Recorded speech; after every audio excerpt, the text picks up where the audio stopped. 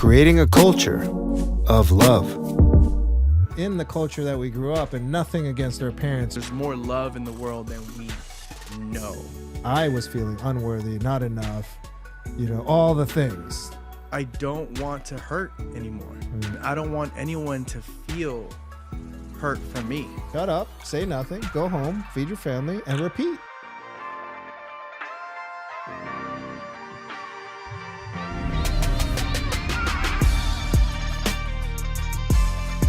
Mando Fresko, I'm going to say it, Latino, I'm Colombian, got another Latino in the house, Mexican. Yes, sir. Right? What's funny is how we connected. I just saw you randomly on Instagram and I followed you and then I DM'd you and I just hit you up and you kind of followed back and here we are. Yeah, you're like, who is this guy? Let me give him a follow. Yeah, and I was like, dude, a Latino doing creative stuff, this seems really cool. It was meant to be. And then I dug into you. So you were a previous radio personality on Power 106, which was one of the biggest LA stations. I listened to it every day growing up here. Obviously, I think radio and music has changed because everything's so digital now. Right. And then that led you to multiple other things. So let's let the audience know who is Mando Fresko and how did we get that name? Yeah. The name behind, the story behind the name isn't that entertaining, but I'm an Angelino, born and raised in Los Angeles, Southgate to be exact, and I love to represent my city. It's a little small city. Growing up, I would tell people that I grew up there, and people would be like, "Oh, where is that?" It's in between Downey and Watts, so it's Huntington Park, and. Yeah. No, man, it's home. And I remember just growing up with hip hop. That was my thing. Oh, yeah. Cypress Hill, Mellow Man Ace were the only, I guess the group and other artists to come out of Southgate that were famous and known. So I made it a thing for me to always represent Southgate and hopefully me be the third person that people remember that have come out of Southgate. That's why I always wave that flag proudly. And yeah, Mexican American. My family is from Colima, Mexico, and I was born here in LA, and very proud of my roots. It's who I am, and that's why I see myself in LA, wherever I go, and I'm big on community because of it. I never forget where I came from. And when it comes to the name, I was doing radio. I was on Power for maybe 2 years, and I did 15 years total. Wow. The first 2 years, I would just go by Mando, and people would be like, "Oh man, I like listening to you." And then I started thinking, Mando is a common name. Yeah. It's just short for Armando, right? Yeah. Which is my dad's name. But I always went by Mando. My last name is Mando Ponce, right? Ponce is, it didn't just click for me, as a stage name. So just one night I was couch hopping with one of my friends and at his place by the radio station 2 years after I started, and I'm like, I don't want to be Mando anymore. Just Mando, right? Because what if there's a dude named Danny on the radio? Who's your favorite radio guy? Oh, I love that Danny guy. Yeah, exactly. Who's Danny, right? Who's Mando? So I felt like I needed a last name. And around that time, I was a big Lupe Fiasco fan. Yes. And I wanted an MF name, and I like how that sounded. So I did Mando. I was in the couch just looking up. It's one of those conversations where you're with your boys in the middle, you just talk all night, right? Where it's maybe 3, 4 in the morning, and I'm on the couch. My buddy's on the other couch, and I'm like, dude, what if I go by Mando Fiasco? And I don't know, we're both kind of and then how about Mando Fresko? And we're like, ooh, I like that. I like how that sounds. So from there on out, I just started going by Mando Fresko. Wow, okay. Yeah, because Ponce It's a good last name, but Yeah. probably people are like Ponce, Ponky, like Ponce. Yeah, so it's like then they'll go like Punch, but Fresco. But it's also like Mando Fresh. Right. So did you that next day just get on the radio and be like, "Yo, it's Mando Fresco," and that was it? Pretty much, my boss, a program director, was like, "Going by Mando Fresko now?" I was like, "Yeah." All right, that was it, right? Like, but he was well known for pretty much nipping these names in the bud. Like, he would cancel people's names if he didn't like them. Oh, interesting. So if it was like, "Oh, I'm gonna go by, I don't know, like Tommy Sneakers or whatever," he'd be like, "I don't like Tommy Sneakers. Let's change that," you know. And so he wouldn't approve. So when he heard Mando Fresco, I was like, "What is he gonna say?" You know. And he was just like, "All right." I guess that was the pass, and I just kept doing it, you know? You got the cosign. Yeah. There you go. And here you are. Here I am, man. The freshest Mondo on the block. It's been, I'm trying to be. So are you first generation? Your I am. parents immigrated here from Mexico? Yeah. First generation. My parents, my mom was a nurse in her, back in Mexico. My dad would pretty much like worked from gig to gig. Growing up, he was he would like deliver bread. He would deliver fruits and things like that to the neighborhood, could do. you know. And he has a joke that he always says, where girls that were interested in him or he was interested in them, would ask him what he would do, and he used to say, "Trabajo en un banco." Right? Which translates to "I work at a bank." But banco is also the same thing as a little stool, right? Like a little chair. And he used to clean shoes. So he worked on a stool, right? Trabajo en un banco. And his real job was cleaning shoes, like polishing shoes. But these women would think that he would work at a bank. Right, so that was his way of picking up girls. He'd be like, "Oh, trabajo en un banco." He wasn't lying, Not at all. And he came to the States. He started his own business. My dad's a business owner, and I always say that my mom taught me how to love, and my dad taught me how to work, Which is the typical nowadays, right? Yeah. Or in general. So you got your work ethic from your dad, and you got your, I don't know if you know how to, your love ethic from your mom. Is that how we would say it? Is that how we would say it? Yeah. So reading a little bit about you, and that's a cool story because my dad immigrated at 21. He's self-employed, had his own business. He was in the computer business, and then my mom came here around 7, so she grew up, doesn't have an accent. My dad has an accent, and she went to school, whatever. Did some art, but then worked in insurance. So she's been in insurance her whole life. So I came from that. So as I was telling you before we started talking, and this is where I want to transition some of this, I was reading that, you're like, "Hey, I'm going to go be a radio host. I'm going to go into this world of acting and entertaining." And I could bet that ruffled some feathers in your family. Oh, 100%. Because I know me growing up, I wasn't not encouraged to be an artist. Like, my mom put me in all these classes, but that was never even on the table of like, "Hey, go study to be an artist." It was go get good grades, stay out of trouble. So I did a lot of sports to stay out of trouble. And then I went to school to be a doctor. But here I am now. Yeah. So what was that dynamic working through that disapproval, let's say, or going against the grain of the norm with your family and culture leading to you today?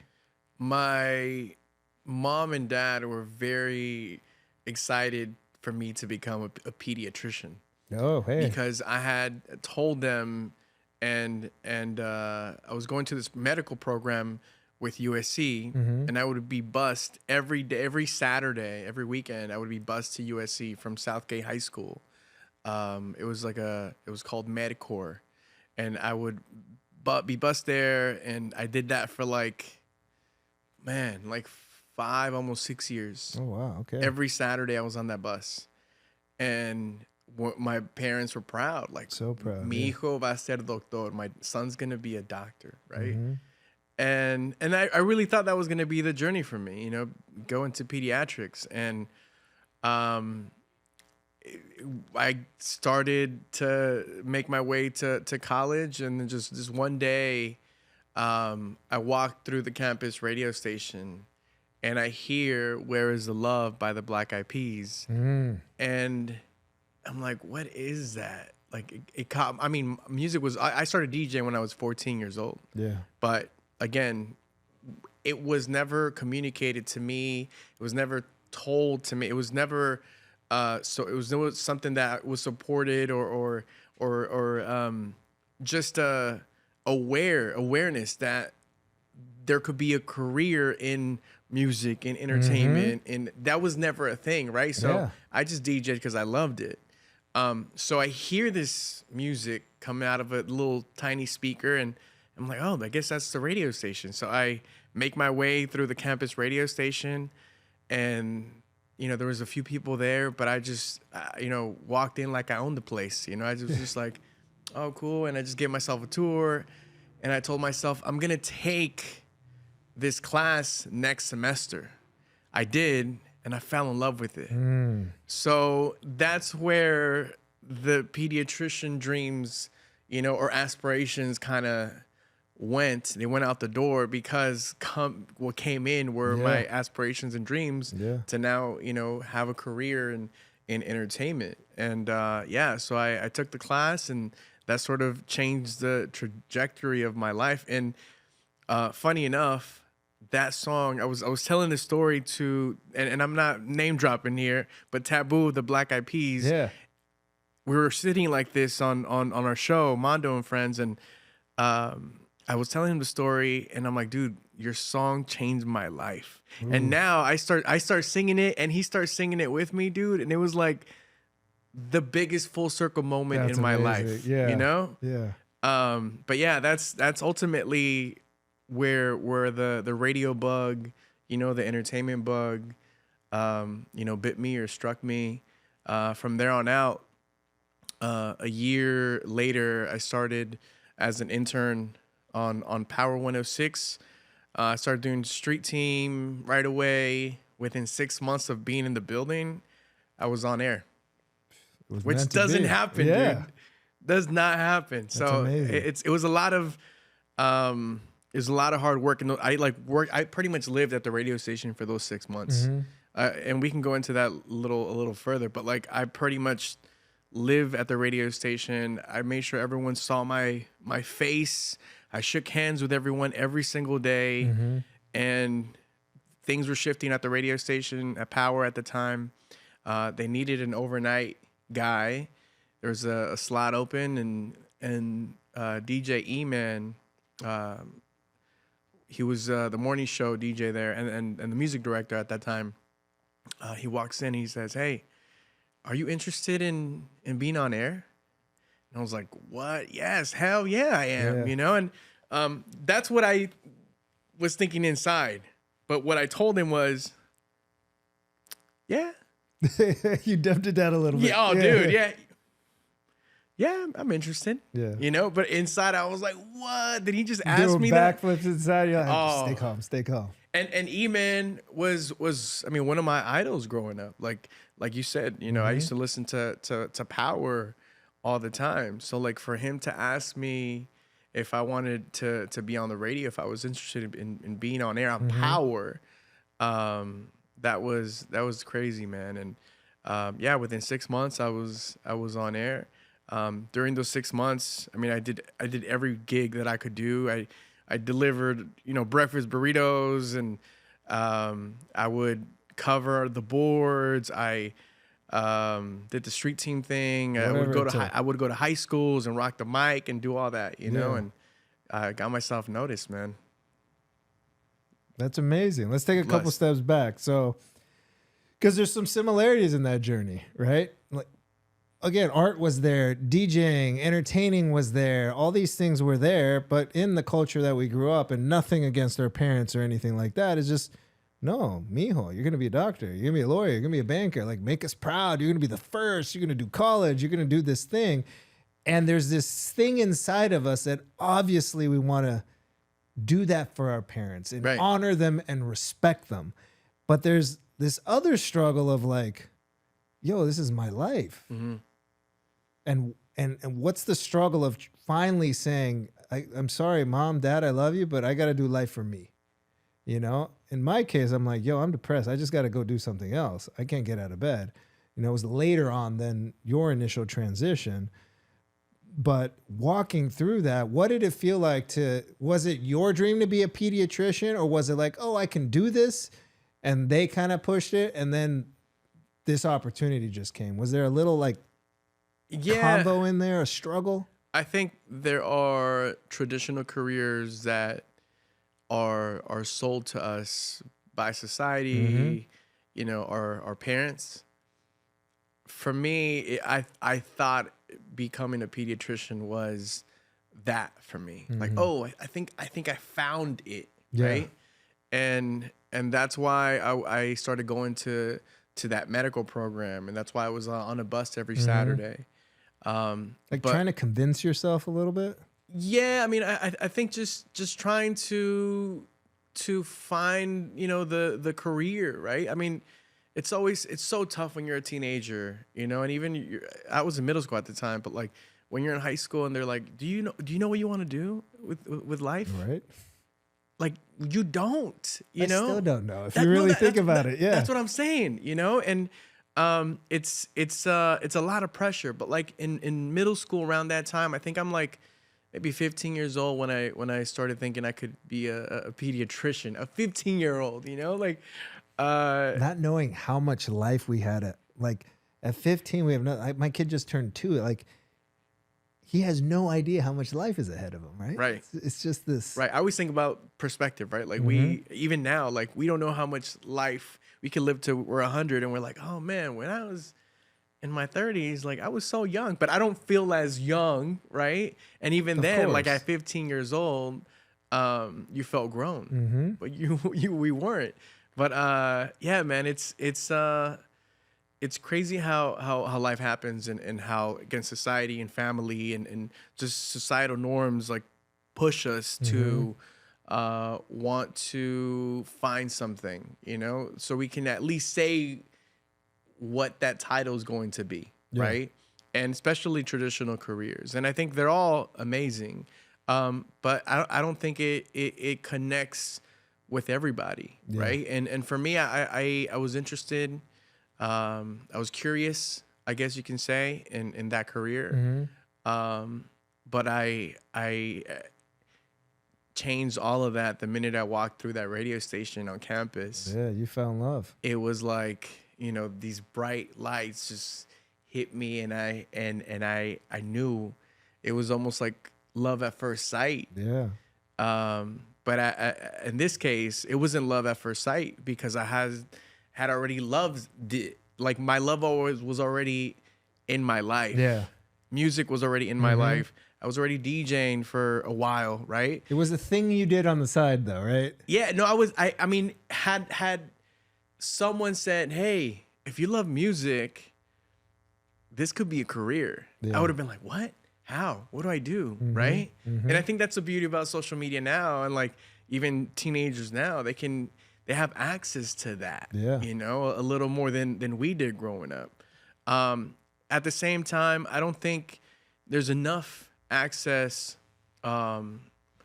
or people telling our teenagers in the inner city what they can be capable of. Yes. You know, and that's what I'm trying to do with my story. That's what we do with our foundation, the Fresko Foundation.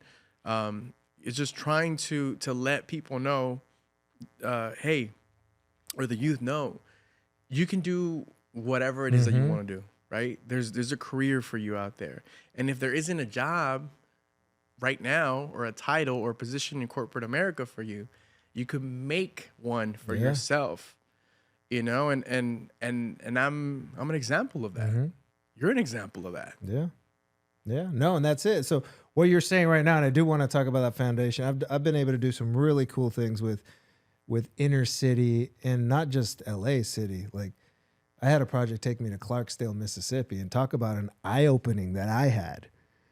But choice. And I've talked to inmates in prisons. I've been able to talk to people that are struggling in life because we don't believe we have choice. Right? And if Options. If we're given we have free will. You know, if you're religious, like God made us to choose. God gave us the opportunity. Mother Nature, the universe, whatever you subscribe to has given us the opportunity to do it. But sometimes we don't see it because we have blinders, right? Some of these kids I've talked to, it's like, well, my older brother's a cholo, so I'm going to be a cholo. That's the family trade. I'm like, is it though? And in most cases, that is. They're like, yo, you're going to do what I do. Like, just follow along and do my path. But sometimes maybe that older brother snaps out of it and be like, you're not doing what I'm doing. Right. I'm here. I'm already in it. You go to school, like do everything against the grain. But I'm an older brother, but as a little brother, like your little brother does everything you do. Yep. So it gets tough on that example, and they don't know. And when I spoke to these inmates at this prison, they didn't even know they could choose other or choose anything else. They had no idea. They're like, this is my path. I come from the hood. This is all I've got. You know, but we know that's not the case. And we've been able, some of us can climb out of it. And like, how can we really start showing people besides showing our story? Like one of the things about the radio I'd like to talk about is, you know, what was that struggle in the journey to get there? Because sometimes social media is like, yo, I'm on the map. I made it. And like, oh, they've been doing that for 20 years. And then a video went viral and then they made it. It wasn't like they just made it. Yeah. Yeah. No, I mean, I've been doing this for 15 plus years. You know, I started when I was 18 years old. And again, you know, we're talking about how I was in the building for 6 months and then I got the gig. That was within those 6 months, Ruben, I was literally, like I said, living there pretty much. And at times I didn't have gas money to drive back to where I lived at the time in Southgate. It was Burbank to Southgate, which is roughly like a 45-minute, you know, hour plus if you're in traffic, right? And I didn't have gas money. So if I worked late night at the radio station and I didn't have gas money, but I worked the next morning, I would just sleep in my car. And it happened many times where I would just sleep in my car. I had a toothbrush and stuff like in my car, and I would just sneak in and brush my teeth in the restroom there, and then I would change my shirt or whatever, and it was off to work the next morning, you know. And it was a lot of sacrifice, but that was just the beginning. But at the same time, that drive is what I needed to become, you know, to find success in that industry. I was on air for 15 years. I DJ'd. I had my own show. Did every radio slot, even covered for Big Boy. It was crazy on, you know, when that was happening. Cause again, I was still, I mean, dude, like I think I was the first time I covered a morning show, the morning show would be out. And they needed someone to fill in. And I was probably like 20 years old. And I always look back like, they let a 20-year-old, they let an 18-year-old on air. Who approved that, you know? Yeah. Cause you know, again, you realize how young you were, you know? And, but yeah, I mean, I was always ready to work, man. And, I mean, I still am, you know, I work today. I always say my toughest boss is myself. Yeah. Right. And I've had some pretty pain in the ass bosses in my lifetime, you know, but, yours is attached to you though. You're right. I can't get rid of them. You know? Yeah, man, working that same work ethic I've had my entire life, you know, since I could remember. And that same work ethic is the reason why, again, you know, I've found success and I've been able to hustle. I just was on Liz Hernandez show a couple weeks, maybe like 2 weeks ago, and her show's called Wordful. Shout out to Liz, and she used to do the morning show with Big Boy there at Power when I was there. And the one thing she told me when I first walked in to her studio was like, Mando, you know, I'll never forget when I got sick and you covered for me last minute at a red carpet. And I don't remember, but like that I don't remember because I did a lot of that. Like I did a lot of covering, did a lot of, you know, last minute calls and but that's what it took, man. That's what it took. A lot of people, you know, most people don't work that way.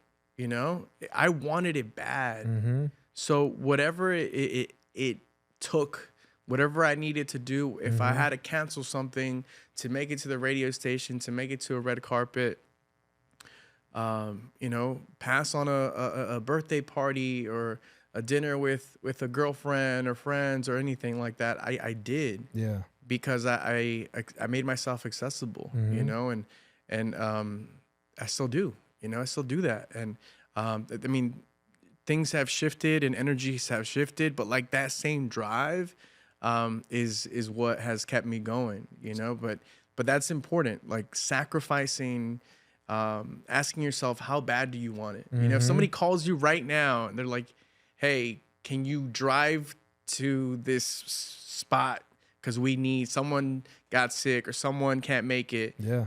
Are you going to say yes? Or are you going to be like, no, because you should have told me like 2 days ago, or you should have told me within 24. And there's a lot of people that are entitled like that, dude. I know. And what you're saying right there, I think it's, you know, it's hard because I don't know how you teach the work ethic some of us have, right? And I would love to give it to everyone. And you see people with more talent than we have, right, by leaps and bounds, but the work ethic is not even close. And they always say, like, you can't outwork with your talent, right? The talent is never going to be more than the work being able to put in. And imagine having both. That's why Kobe Bryant was Kobe Bryant. He put in the work and was one of the best ever. Yep. But it's like, what irks me sometimes is what you just said, is like, oh, you should have told me 2 days ago. And I'm like, bro, you were just telling me how you're starving and you want this opportunity. Here it is. Go. Yes. And like, move around, like, show up. It's been handed on a silver platter. And sometimes we might think like, dude, that's beneath me, or that's this, or that's that. It's one step forward, though. If we could just say, is this going to move me where I want to go? Is it getting me closer to the goal line, the finish line, to that next step? Yes. Okay, let me do it. Whatever you need. Yep. You know, it's like, yes, sir. Yes, ma'am. But why? And then you brought up entitlement. And these things I struggle with all the time. And I think one of the things I want to give youth now, or whenever I have people that work for me, and I understand no one's going to work for your brand like you. Right. But you still want people to show up, and you will always probably ask the same thing you're willing to put in. Right. And that argument of going back and forth, that struggle, like, how do you deal with some of that struggle, knowing I know how you show up now? Yeah, no, I mean, you know, I've had team members too, you know, that I wish I can just, you know, inject some of mine into them, you know. Drink some blood. Yeah. And but it doesn't work that way, you know. I think you either have it or you don't. Yeah. You know, and that's such a it's just being hungry. And some people just aren't hungry enough. Yeah. You know, and I was starving, and I still am. You know, the only difference is now I'm more knowledgeable. I'm more aware. I know how the business works. At 18 years old, when I started, I didn't know how anything worked, but I know that I want it to work. Yeah. And I showed up every single day to do it, to get an opportunity, and until I got it. And that's the lesson, though. Not knowing anything, doing it, showing up. Now you know the business. Right. Now you know what it takes. Now you can be more conscious of your time and strategic with it. Right. But you'll still, nothing's beneath you. Right. Right. I mean, there's opportunities, you know, earlier before we started recording, we're talking about budgets, right? Like how somebody comes up to you and they're like, hey, we have this opportunity for you, but the budget is this. Yeah. And it's like, you know, almost, it pays enough for your what is it, your tools, Yeah. right? Enough for the paint. It's barely enough for the Yeah, paint. exactly. And even today, man, I mean, I know that it's not all about money. Not every opportunity is about money, 100. Yeah. but many people often see it as that, right? The money will come. Yeah. And that's what I always tell people, man. If you love something, do it. Do it because you love it. Do it because you're passionate about it. Do it because, it's feeding your heart. Do it because you absolutely love it. And if you don't, then do something else. But don't be doing everything because of the money, because you are going to end up very sad, burned out, miserable. Yeah. And there's a saying that that people often say: if you love what you do, you don't work a day in your life. Yeah. Now that's a lie, and I'm gonna tell you why. Because I work my butt off every single day of my life. Yeah. But I enjoy it, and there's a difference. Like I can, if I did another thing that I didn't enjoy, it would still be work, but I would be very unhappy. In this position that I'm in now, and that I've been able to create for myself. Man, I hustle every single day. I'm still leaving the office at 4:00 in the morning. Sometimes just get like a few hours of sleep and I'm back. Yeah. And I mean, again, that's just certain situations. I'm not saying everybody should do that. I try not to do that. But when you need to do something needs to get done, you do it. And you because you love it, and you know that it's fruitful. Yeah. Something's gonna come out of it. And I agree. That whole not work a day. I work harder now. I just don't think of it as work. I'm working for the mission of what I'm putting out in the world. I'm working to be in service. Money is a complete and total byproduct. Same with my fitness. I want to be super fit and healthy so I can play with my grandkids, not so I look good shirtless. That's a happy byproduct. All that is great. It's the cherry. But if I did it for that reason, I'd be very unhealthy, all worried about one thing versus the other. So I always think whenever I did a project for money, or when I used to work in finance and real estate, all I thought about is more money, more deals, more money, more deals. And we were only measured by money. And in 08, when everything crashed, I went bankrupt. I lost everything. And I had like diamond watches and houses and cars, like you name it, in my 20s. And you lose it all and you're like, oh shit, it's still just me, like without the things. And these things, when we were talking about earlier, the pediatrician or the doctor, America shows us a way to be measured as successful. Have this diploma, have this career, have this amount of money, have this kind of car, have all. But I think now, when I was looking for that to fill my void, it was one thing.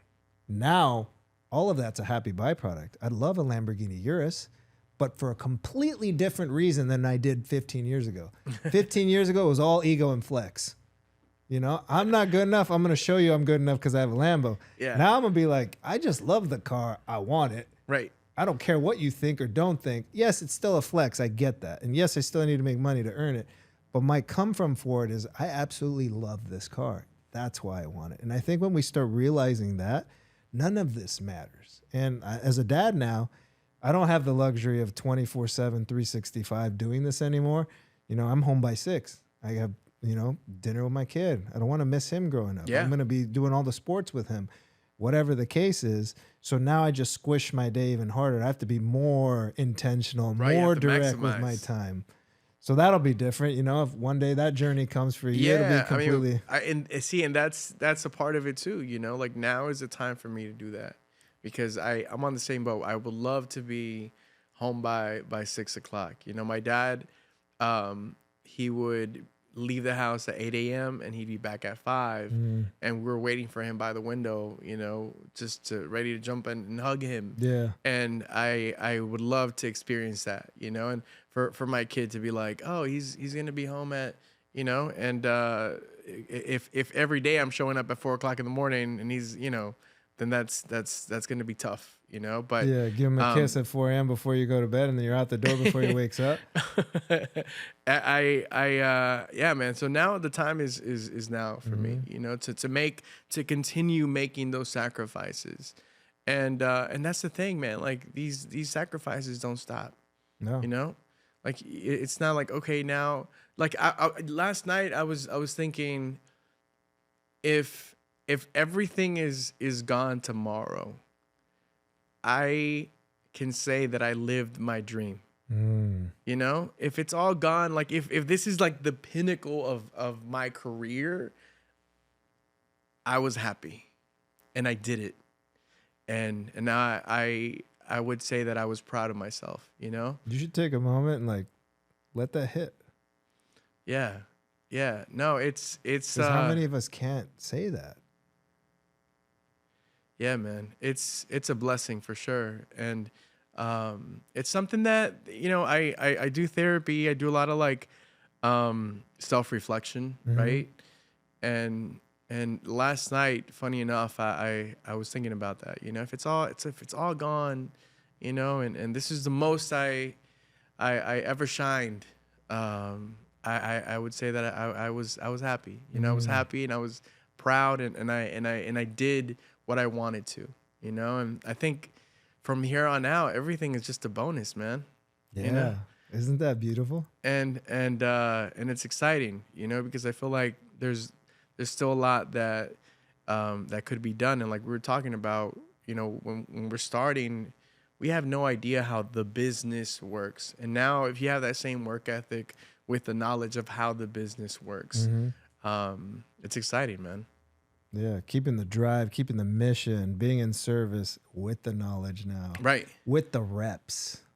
Right. And yeah, being at service to people, to the community, right? To the youth, like that hits hard, and that hits my heart, because I remember I hosted this homecoming for my high school, the high school that I attended to. I went back and hosted a homecoming because they reached out to me.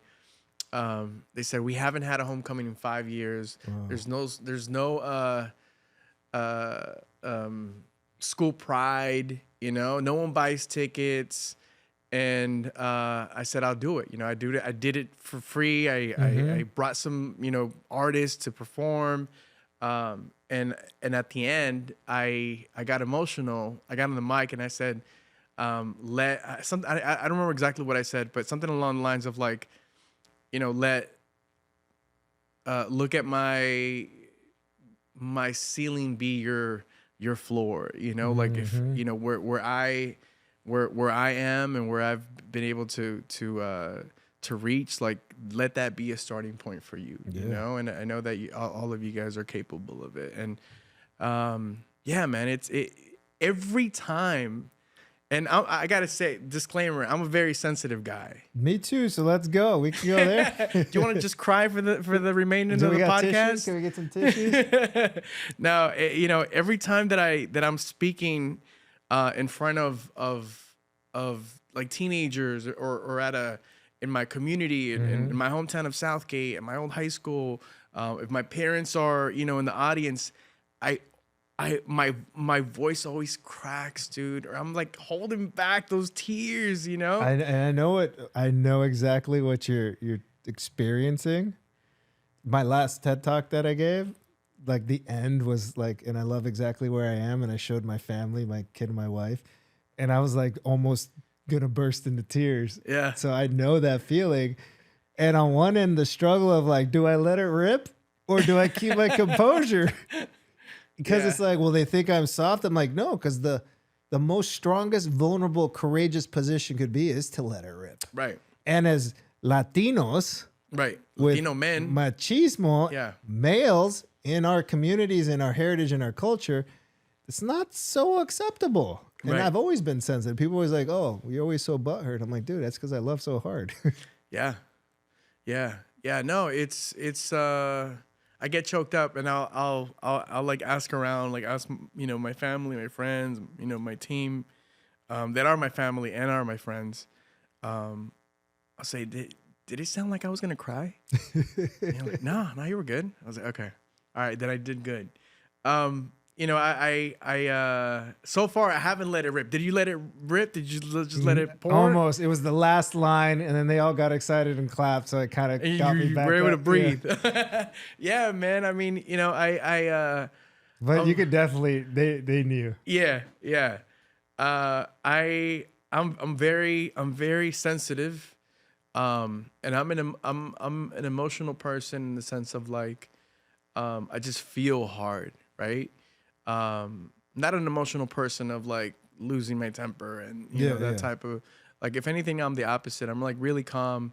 I'm a very loving guy, and lately, and I've always been this way, but like lately I'm making it an extra effort to just be a vessel of kindness.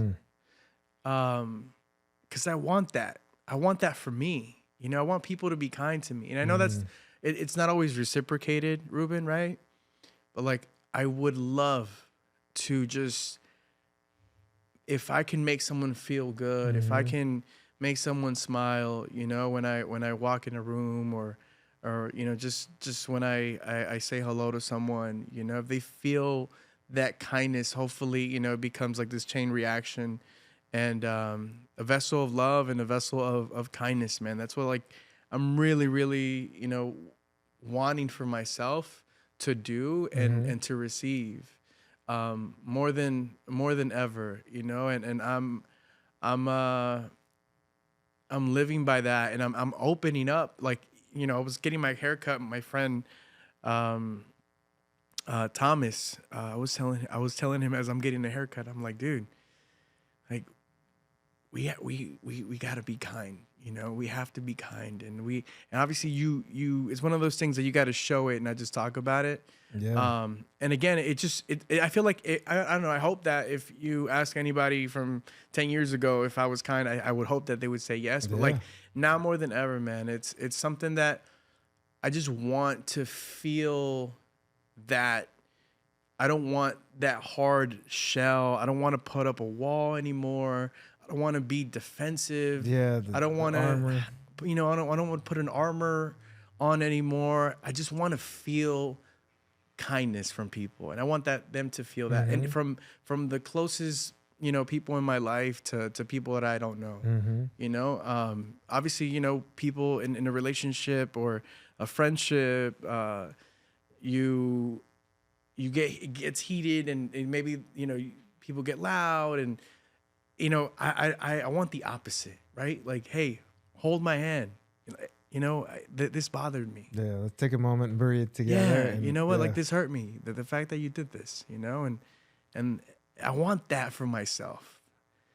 It's what I aspire to today. No, and that's beautiful in what you're talking about. And I want to know what made you realize you wanted that. So let's hold on to that question, but go back a couple steps. So you want to show up in the world the way you want to be treated. But my question in between that is, what's the conversation with you and yourself? I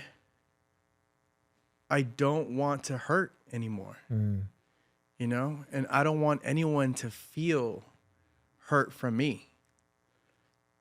And I just want to not be this tough, put up this front that nothing affects me. I don't give a, about anybody or what anybody says. I believe that people who say that don't really mean it. It's like a front. It's like, let me toughen myself up so that whatever comes at me just bounces off me. Right. Like, that within itself is tough. That within itself takes up so much energy, and it's exhausting. At the end of the week, you just want to sit on the couch and sleep. I don't want that anymore. I just want to feel love. I want to feel kindness. I want to feel good. I want to feel energetic. You know, I feel like you said, it's exhausting to have to fight that off.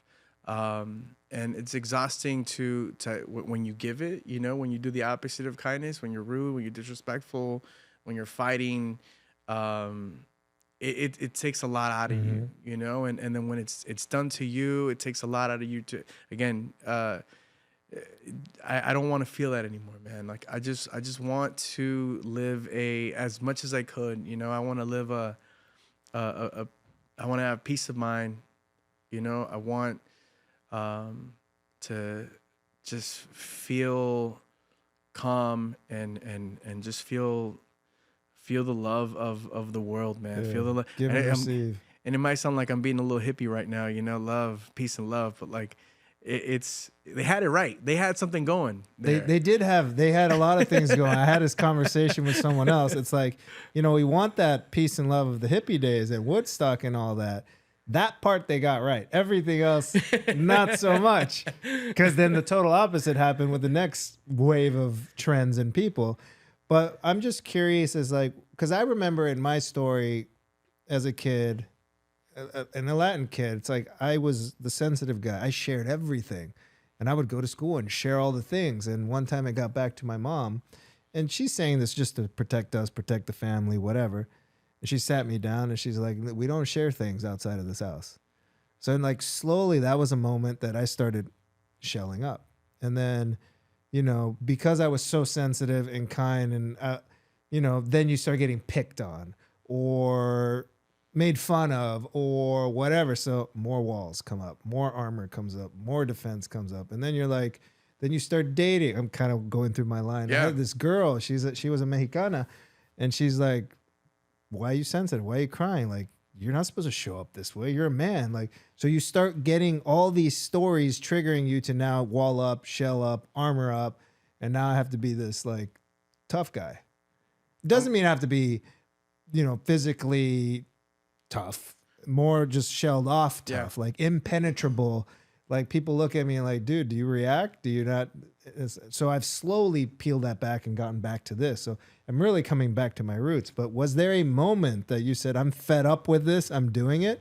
Because I know me, it's just I hated my life. I was depressed and I was questioning like, who the hell am I to be depressed? Like I'm single, born in LA, successful, have a good career, no kids, no baggage. Like I was a good package. Yeah.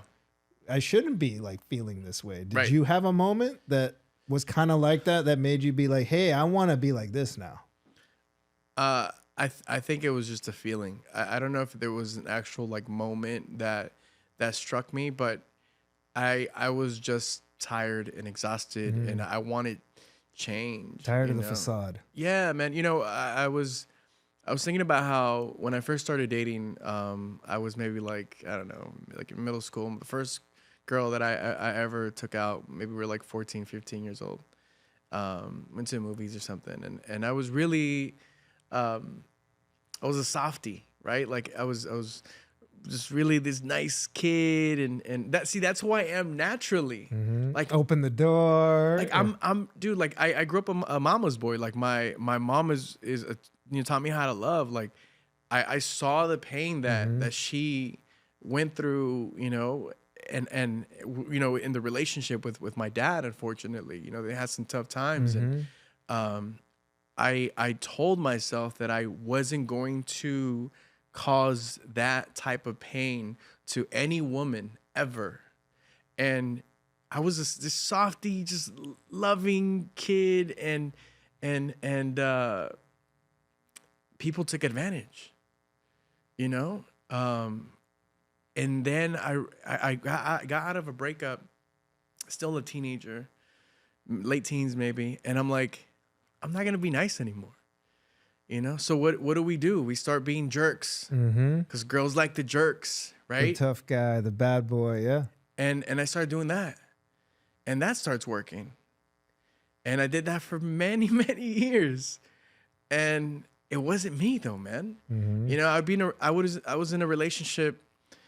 She would get loud, I would get louder, and it wasn't until I got out of that relationship that I met someone and she started to start an argument with me, and like automatic, I started to get loud, right? Because I had just lived that. I had just got out of a relationship, and I thought that's the way to do it. You get louder than her so that she doesn't get loud, you know, and you get angry so she leaves you alone or whatever, right? That wasn't me, man. Right away, like I remember when this new relationship, she looked at me like where is this coming from? You know, who is this? Why are you acting like that? And it was almost like her face, her reaction to that made me react and notice that, wait, this isn't me. Yeah, like a mirror reflection. Right. Yeah. I was like, this isn't me. And slowly I started to realize that I naturally am this softy, nice guy, and I had to peel back those years of being this way and finally go back to being my true self. And that's where I'm at now, man, where I'm like, I just want to give love, you know, to everyone.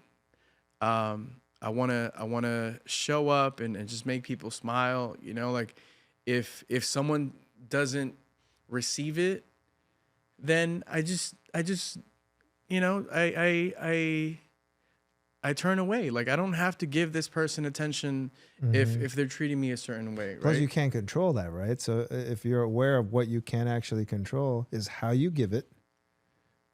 How they receive it is up to them, but then you can control whether you give more time there or not. Right. 100%. You protect your energy, right?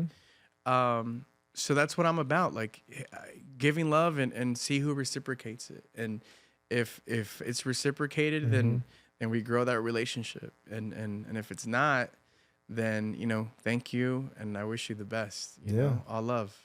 Yeah. No, a lot of what you're saying really resonates with me because you're like, I made a vow to not, you know, treat a woman like my dad treated my mom. I made the same vow. Yeah. Like I would never do to a woman what my dad did to my mom in many cases. Yeah. And we're not defining what these things are. You know, that doesn't matter. It's just we made these promises. So like as we're having this conversation, I'm like, I see a lot of similarities here. And a lot of it is part of just our culture and being brown. And I want to shift a little bit to that because, you know, the society is black and white. It is so black and white. And a couple of years ago, we had this huge movement for BLM, and there was a huge overcorrection. So how do you feel we fall in that? You know, I had another gentleman on my show. I don't know if you know Christopher Rivas. Yes. So he's great. Brown Enough is the book. And we're like, are we brown enough? I'm like, well, we're not even in the conversation. So where does that fall into any of these things that we're up to and we're creating in the world? Have you experienced any of that, or how are you showing up when you're talking to the youth? You know, I want to be the change, man. Yeah. I look, you know how you don't look around. You know, you're an athlete, right? When you're sprinting, you don't look back at your opponent, right? You're just because you'll slow down. Yeah. You're going and you're focused, and that's where I am, you know. And the reality of things is like, can we have more representation, and can we be a part of different programs and projects? You know, I talk about this with my team. You know, we often get opportunities that from companies and brands that are like, hey, we'd love to have you come by and work on this project with us for Hispanic Heritage Month. And we're like, I'd love to. But Ruben, why aren't they reaching out to us in the middle of summer? Why aren't they reaching out to us at the top of the year? Why are they looking for us for, you know, things that are just seasonal, right? Like it's Hispanic Heritage Month, or it's Cinco de Mayo, or it's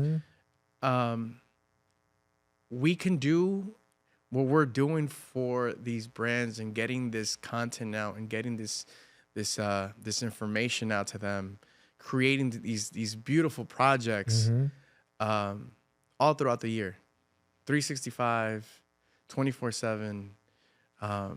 And the way I take it is, again, I'm just looking at what we're doing.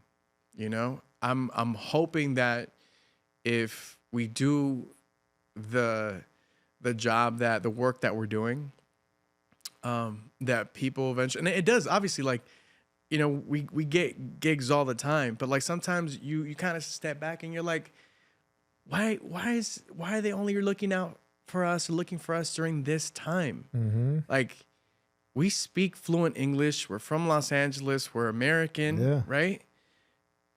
We can do the job that any other culture can do it too.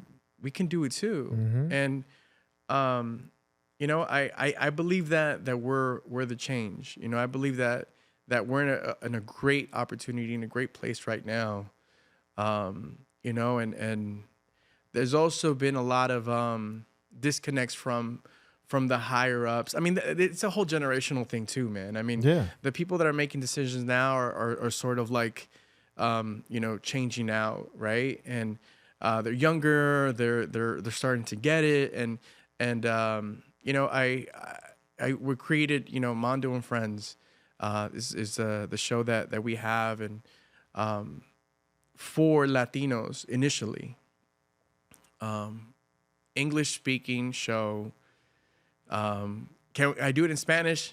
Yes, but I don't speak Spanish all the time. You know, you know, when I first started my career,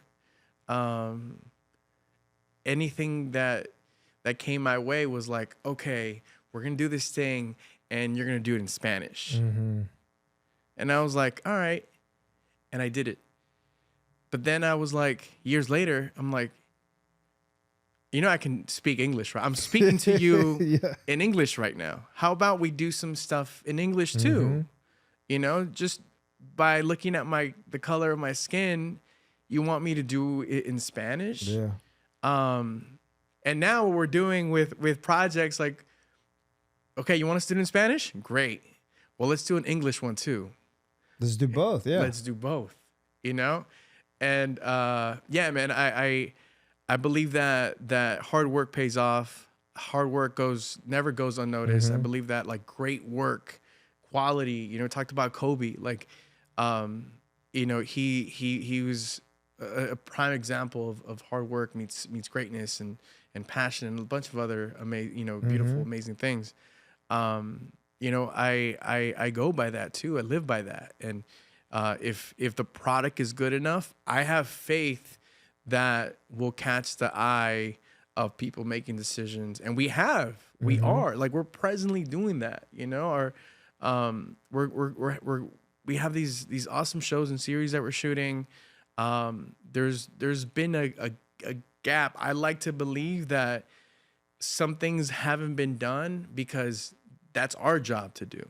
Yeah, we got to show up, put our hands up also. Right. And I agree with that. And that's what we're doing now is, okay, well, there wasn't a show like Mando and Friends before, you know? And like I said, we started it because we wanted to uplift, give a platform to Latino voices. And it eventually was, you know, for Latinos by Latinos assuming for Latinos. Our stories are so special that we have transcended cultures now. Yeah. So it's Latino voices, but it's being heard all across the world. You know, we're in a lot of countries. We over 300 million streams, Ruben, and for a podcast, that's big. No, that's amazing. For a Congrats Latino on that. podcast, it's massive, you know, and I'm so proud of that because everyone is listening to this show, but it reminds me of like when we would watch The Fresh Prince, right? Like we weren't like, oh, these Black actors are amazing. We just related to them. Yeah. You know, I saw The Fresh Prince. I was looking at myself. No, for sure. Man, you know, Will's hilarious, and he's, you know, it was just something we connected and related to. So I feel like the stories that we're sharing now, people are relating to them, but they just never been heard before. Yeah. And that's what we're doing with a lot of the projects, including, you know, our show Mando and Friends. No, I love that. Number one, congratulations on that. And you said it perfectly, because at the same time, it's not like I'm on this pedestal of racism or whatever, but I do see the divide. And now I've been talking to more and more Latinos, but just look how J Balvin has crossed the entire world. Like everyone dances to that. That's a Colombiano up there, right? Or Maluma or Shakira. You name all the Latinos, right?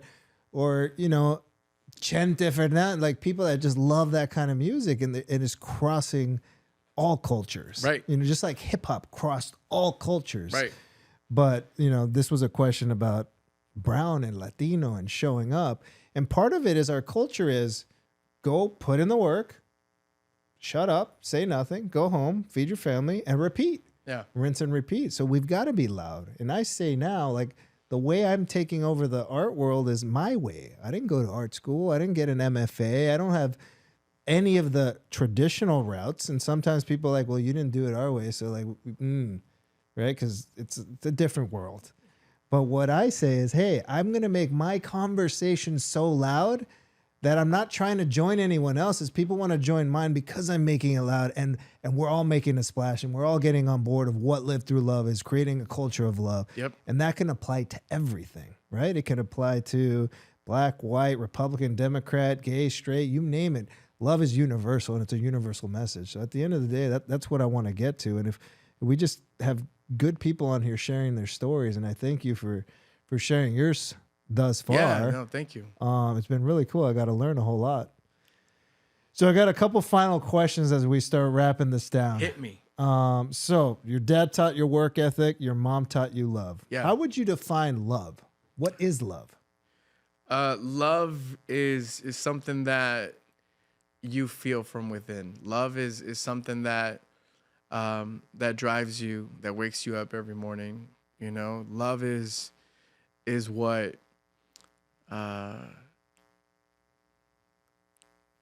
you feel towards not just someone, but like a passion. You know, something that is stronger than a word. You know, I feel like love is the title that we have for it, but it's so multidimensional. It's so deep to the core. And obviously, if we had more love in the world, we'd have zero problems. You know, 100, yeah. We'd have no wars. Nobody would be starving.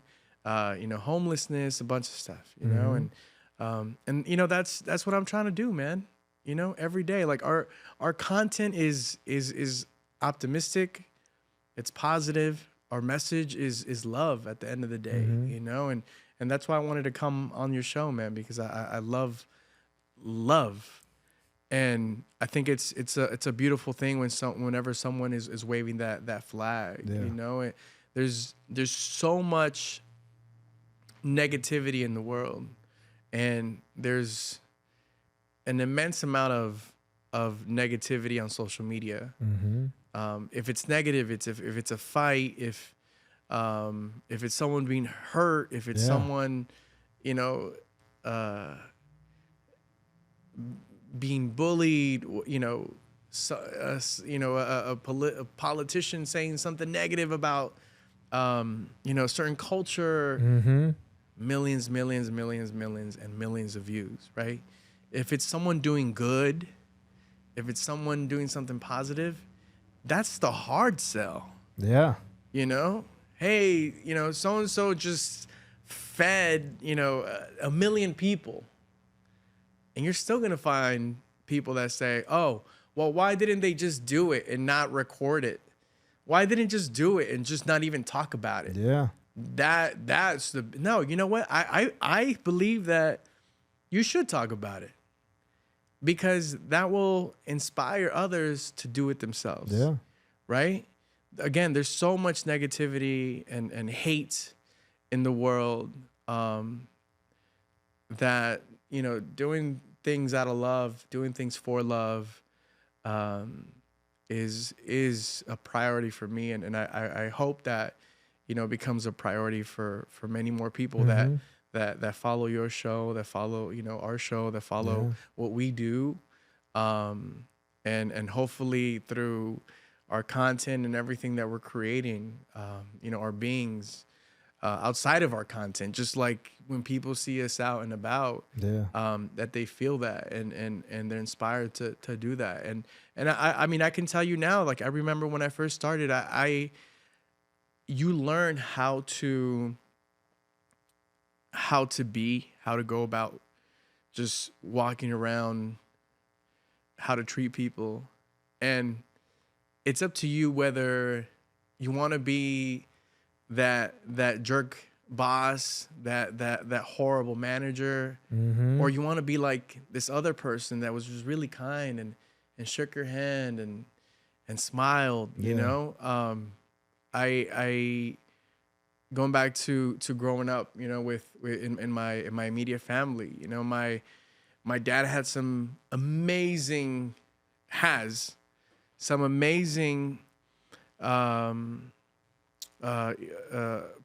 personality traits and things about him, right? But he also has some really tough ones. Yeah. And I made sure that I held on to the positive, the good stuff, right? And as I went through the industry, I saw the worst of the worst, and I saw some amazing things and some amazing people. And right away, I was like, ooh, I kind of like this, you know, I kind of like how this person goes about things, you know, and how, you know, and I remember our vice president of the company, her name is Val. Shout out to Val Mackey. She was just like a boss, dude. And she was so sweet and genuine. And I would be on air when I first started. I was on air till like 5 a.m. and midnight to 5. And she would sometimes work late nights. She'd go home and hang out with her family. And then she'd go back up to the building and in her office. And she'd leave late sometimes. But she would come to the studio and just to say hi. And I was by myself. And Mando, nice to see you. Like, how's everything? You know? And that went a long way. And I remember thinking, you know, when I have a team, that's what I want to be like. I want to treat people with respect. I want to treat people with love and have them feel seen. Yeah. You know, I tell my guys, man, every single day when hey, good job. Hey, thank you. Yo, you killed it today. Because I really mean that. Yeah.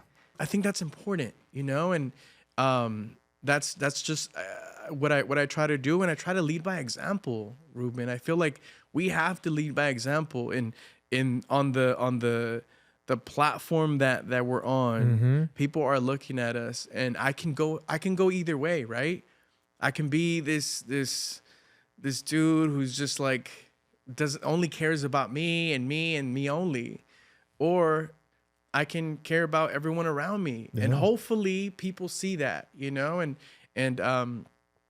feel that. You know, they say that people don't remember what you say, but they remember how you made them feel. Yep. That's a quote The Rock lives by too. No, and well said, and that's the truth. And we can only control certain things, how we show up, you know. And going back a little bit, we operate out of love, we operate out of fear. That's it. And we are creating media, right? You have Hubway Media. This is now becoming Live Through Love Media.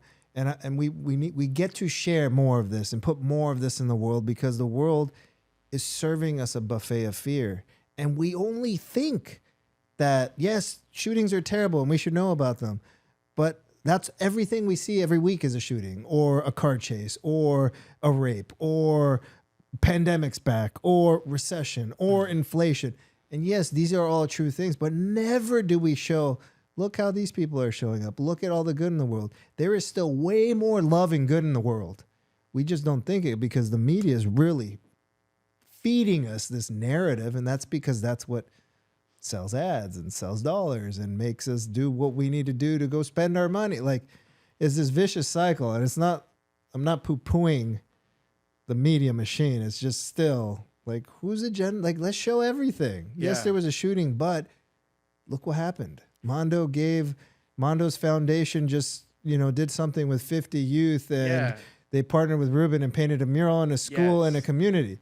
Like, that will get maybe 5 seconds if it even gets that. And it's not about our egos. It's about show the world that people are showing up and doing good. Yeah. Yeah. No, I agree with you. There's a lot of, through the media, major media outlets and news, right? TV news. It's a lot of that. And maybe at the end of the program, they'll play you a keyboard cat. There's a cat that plays the keyboard. And this meme is trending. And it's a little, all right, and have a good, we gave you an hour of like horrible news, but here's this cute little cat that plays the piano. Yeah. There's so, and I'm so happy. I think before we started recording, you said, I want to bring attention to love, because there's more love in the world than we know and that we're aware of. I personally don't see it like that, but I'm going to start because of this conversation that I'm having with you. Because I often think that there isn't enough, and yeah, to a certain extent that's true. We could always have more of. Yeah. But there is a lot of love out there that just needs more. It needs better PR. Better PR, better framing. It's also the context of how we're taking it and framing it as well. Yeah. So I agree. PR, love machine. Yeah. That's our job. We're going to make it happen. We need a PR for the love machine, man, for sure, man. It's a special thing that you're doing here, man. I think it's great. How I have a question for you. How did the word love come about for you to just start, repeating it over and over and over? What was the reason and the meaning behind that? That's a great question. I'll give you some cliff notes on it. Well, what led me to finding myself again is I got coffee with a buddy. He's like, I'm doing this work.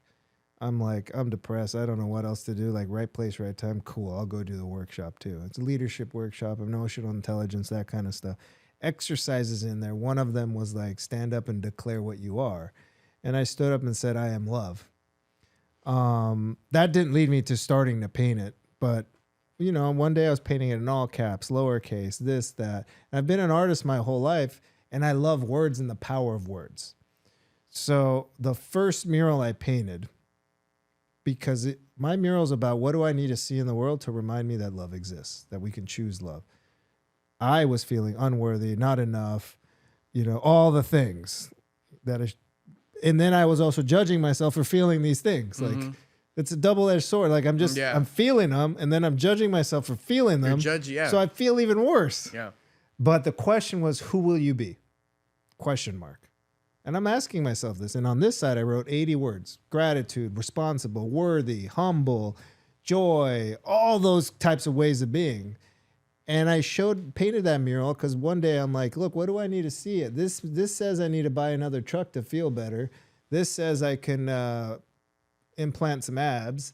This says I can, freeze my love handles. This one says I need a new cell phone. Everything tells us all these things we need to feel better about ourselves. But nothing was messaging of like, I can choose how I feel. So the mural, I'm like, today I'm going to feel worthy. I'm going to take responsibility for my life, and I'm going to be the leader of my life. Yeah. And that's what I was moving forward with. So I was just taking this as inspirational. I used to call them paint inspirations. And these murals where anything can happen, anything can be. You are beautiful. Gratitude. Be humble. Do what you love. dreams and goals, like all these things. That's what I was painting. And I always talked about, we operate out of love, we operate out of fear. I started peppering in love in there. I did a lot of that love stuff hidden in the closet. Like I wouldn't show that work. And then I started adding it to some murals. And then I did a mural with it, and I did it more and more. And here we are. And it was really the thought of, how can I make my message so stupid simple that it can't be missed? Let me just use the word love. That's it. It's love or it's fear. Everything falls under that. Once you start choosing love, you can choose to be humble. You can be worthy. You can be enough. You can belong. You can be grateful. You can be kind, empathetic, whatever you need to be. It's under love. For sure. And if it's under fear, you're going to be angry and spiteful and vindictive and unworthy and a victim and a martyr and all these other things. So it's like simple, love or fear. Right. That's kind of how it led to that. And I just kept putting it out there and putting it out there.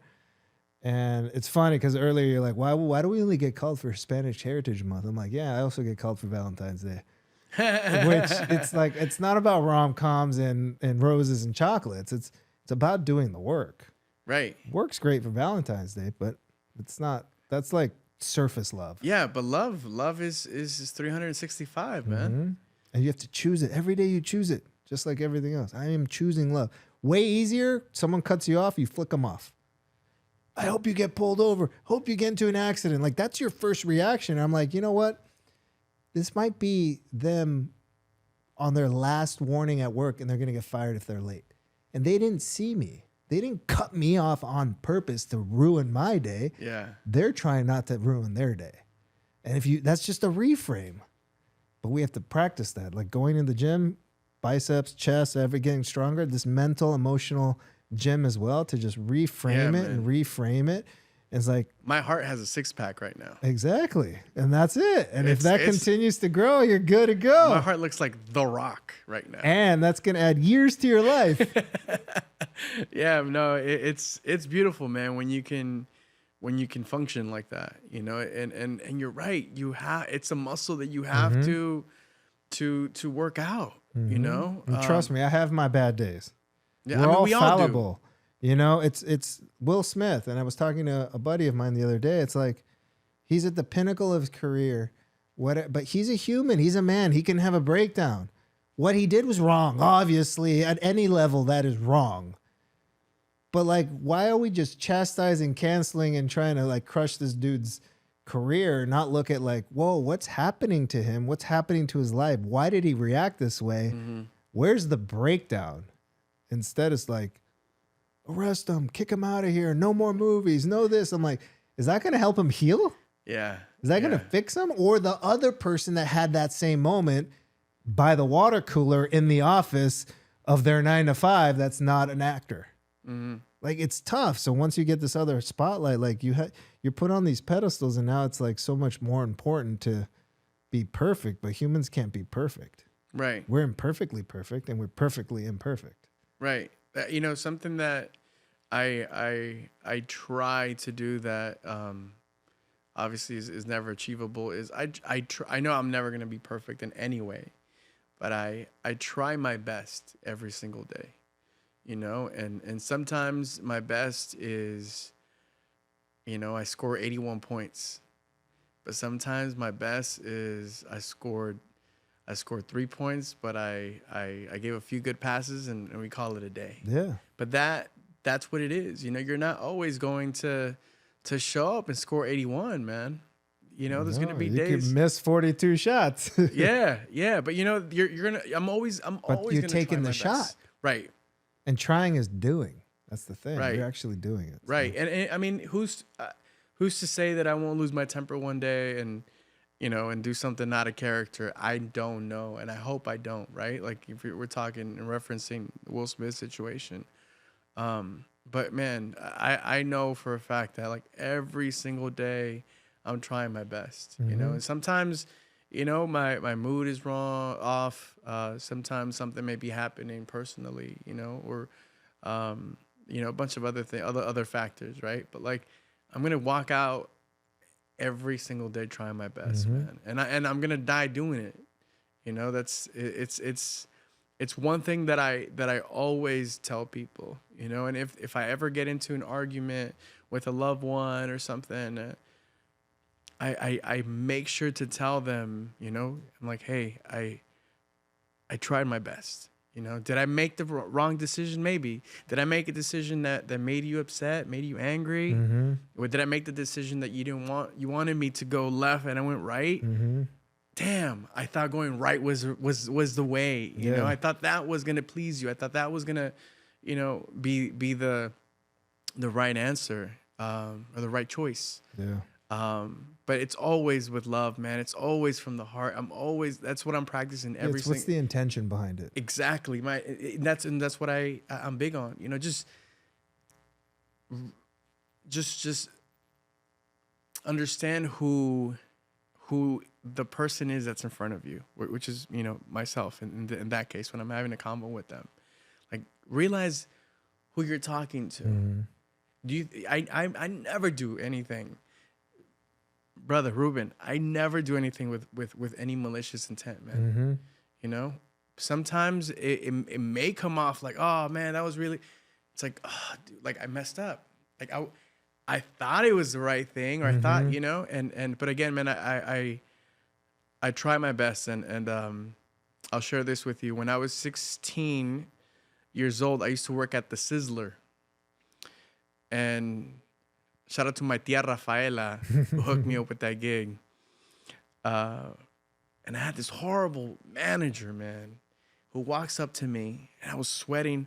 I had the broom, and he says, "Hey, there's these tables that are dirty. There's a floor. Go grab the mop too." Blah blah blah.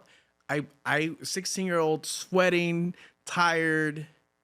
I look dead in the eye of this manager, older man, who's really mean. I look dead into his eyes and I say, "I'm trying my best." And he just froze. And he was like, "Oh, okay." And he walked away.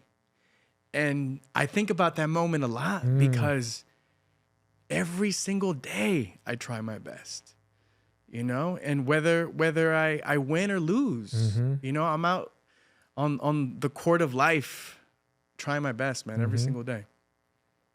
No, we're going to end it on that. We got one final question, but I am trying my best, right? That's how you say it. I'm like, I'm trying. That's one thing, but you're very clear in saying, I am trying my best. Yeah. There's a difference in then I'm trying or I'm trying my best. Big difference. So that's the truth. I mean, if you can try, that's a good starting point, you know? Yeah. And then if you can try your best, man, like, and again, it's not for everybody. Like, maybe not everyone can go out there and try their best every day. Yeah. You know, but I know, like, wholeheartedly that's what I aim to do, man. And again, like, trying your best is just trying your best. My best sometimes is sitting on my couch and watching a lot of Netflix. Hey, that's what I needed. And man, like, that's huge because that's what your body needed. That's what your mind needed. And we have to listen to that too. Yeah. So this question, there's no right answer. There's no wrong answer. There's your answer. Let's try to keep it succinct. I want the Mando version. Are you ready? Hit me. So Mando, how do you define living a life through love? Living a life through love. That's deep. Yeah. Living a life through love, I would say, is a life that where you make choices to put your heart into everything that you do, that you inject all the goodness in your being and aiming to give what you feel inside of your body onto the world that is out, right? Living a life through love is something that, again, if we all did it, man, we would live in paradise. Yeah. You know, This would be heaven. it really would. It really would. And you know, I think it's the way to live. You know, it's the it could be challenging to some, but like if that's, again, we're trying our best, right? If we all tried, you know, you talked about like someone cutting you off, and you know, you could flip them off or say, hey, I hope you make it safe wherever you go. If you live with that in mind, I think you're set, man. I think you're set.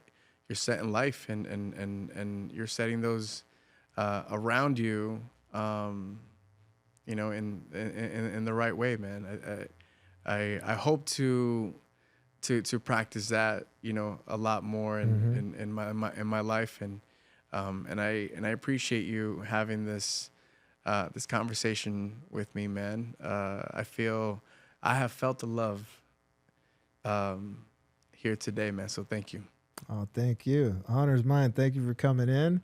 Thank you for sharing your story. Living a life through love is trying and leading with your heart, is what I'm hearing you say. Trying your best. Yeah, trying your best.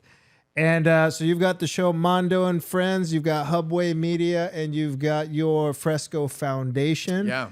Where can the audience find you? Yeah, it's super easy. Just at Mando Fresko, MandoFresko. You can find all of that. Hubwave, which is my media production company, and the Fresko Foundation are nonprofit on my page. So whether you go to mandofresco.com or follow me on social at Mando Fresko, you'll find all those other channels.